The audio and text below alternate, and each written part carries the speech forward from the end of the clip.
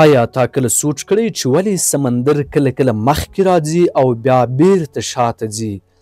آیا دا ساده خوځښت دی که د کایناتو یو پټ راز؟ نن ورځ به یو داسې طبیعي ځواک در وپېژنو چې د سپوږمۍ، لمر او سمندر ترمنځ یو حیرانوونکی رقابت رامنځته کوي.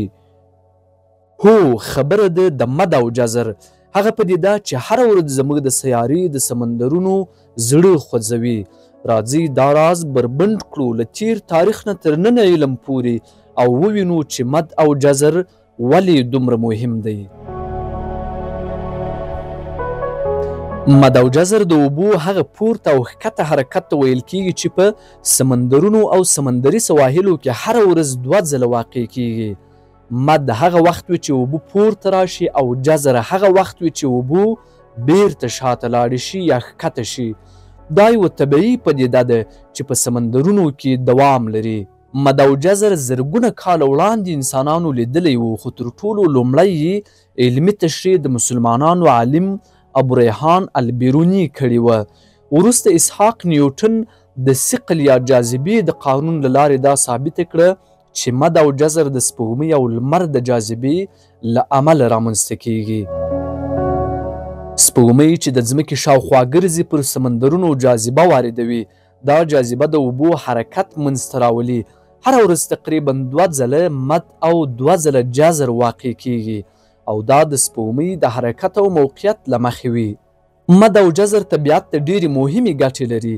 سمندر پاک ساتي. جزر او مد د اوبو حرکت باعث کیږي چې کثافات یو ځای پاتې نشي.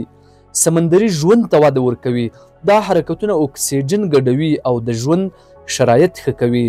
د برېښنا تولید د ځینو هیوادونو لپاره د مد او جزر له لارې انرژي تولیدیږي. ساحلي ایکوسیستمونه تنظیموي.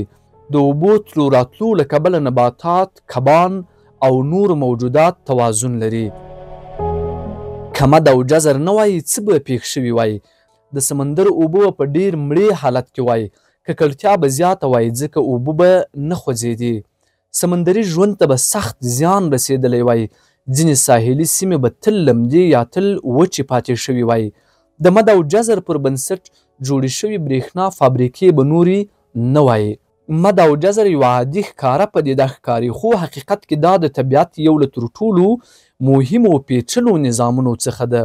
د سپوږمۍ جاذبه، د سمندر ځواب او د طبیعت ښکلی توازن ټول دا ښیي چې زموږ سیاره څومره دقیق جوړښت لري.